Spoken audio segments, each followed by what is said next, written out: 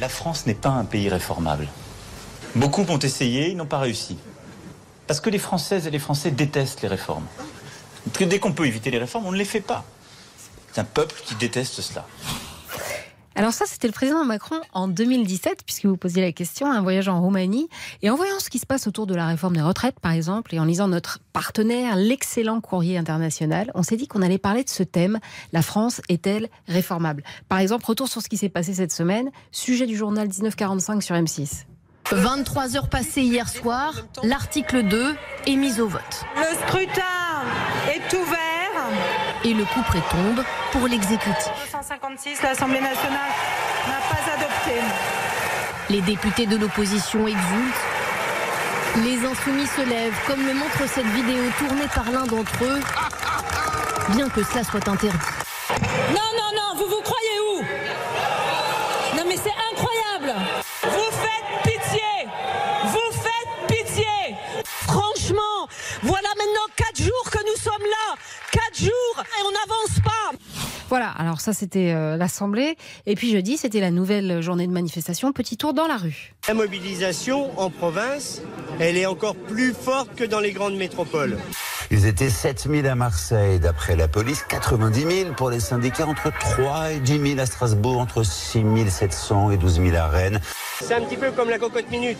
Mais on avait prévenu Elisabeth Borne avant même de commencer les mobilisations. On va réfléchir à tout un tas d'initiatives qui nous permettront de montrer notre combativité et toujours en ayant à cœur de respecter évidemment les biens et les personnes.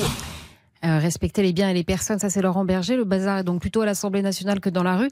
Tout ça pose quand même une question. Est-ce que la France est réformable? Le gouvernement a quand même réussi une prouesse, c'est de rabibocher Laurent Berger et Philippe Martinez. Hier, on les a vus presque main dans la main. Une love story commençait.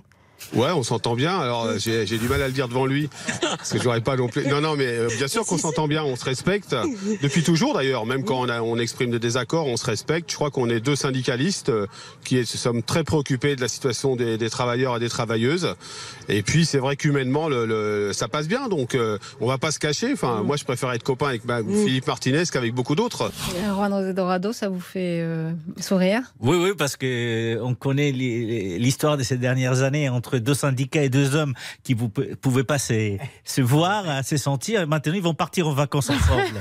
Non, mais c'est vachement bien. Et ça peut-être en Espagne, puisque vous savez que Martinez est d'origine espagnole. Oui. Et ça se voit un peu. Ça se voit un peu avec Martinez. Oui. Mais ce que je voulais vous dire, c'est que la France est-elle réformable? Difficilement. Mais parce que vous avez un mot qui est quand même magnifique. Et je l'ai découvert quand je suis arrivé. C'est ce mot qui est acquis sociaux.